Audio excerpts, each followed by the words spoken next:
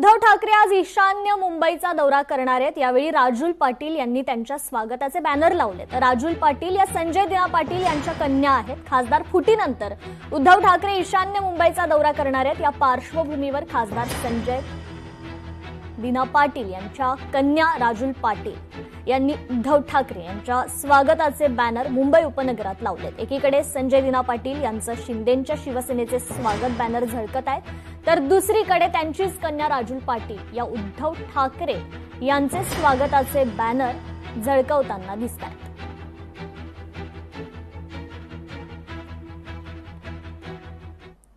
तर धाराशिवमध्ये आज ओमराजेंची कार्यकर्त्यांसोबत बैठक आहे। दुपारी 4 वाजता ही बैठक होईल।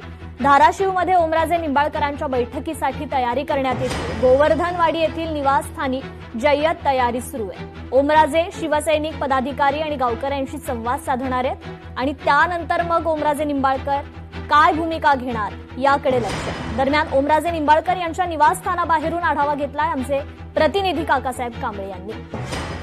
तर ओमराजे थोड्याच वेळात या गोवर्धनवाडी गावात पोहोचणार आहेत आणि या ठिकाणी बैठक घेणार असल्यानं तर मोठी तयारी केली जात आहे। कार्यकर्त्यांसाठी बसण्याची व्यवस्था असेल, इथं पाण्याची व्यवस्था असेल, ही मोठ्या प्रमाणात केली जात असल्यानं आता या बैठकीला एक महत्व आलेलं आहे आणि तानाजी सावंत देखील धाराशिवकडे निघाल्याची सूत्रांकडून माहिती मिळत आहे।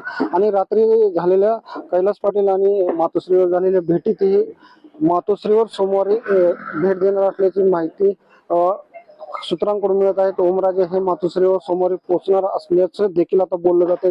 मात्र तोतास तरी धाराशिवमधील या गोवर्धनवाडी गावातील या निवासस्थानी बैठकीची मोठी तयारी चालू आहे आणि ओमराजे काही थोड्या वेळातच इथं पोहोचणार असून कार्यकर्त्यांना संबोधित करणार आहेत। त्यानंतरच ओमराजेंची नेमकी काय भूमिका आहे स्पष्ट होणार आहे। काकासाहेब कांबळे, लोकशाही मराठी, गोवर्धनवाडी, धाराशिव।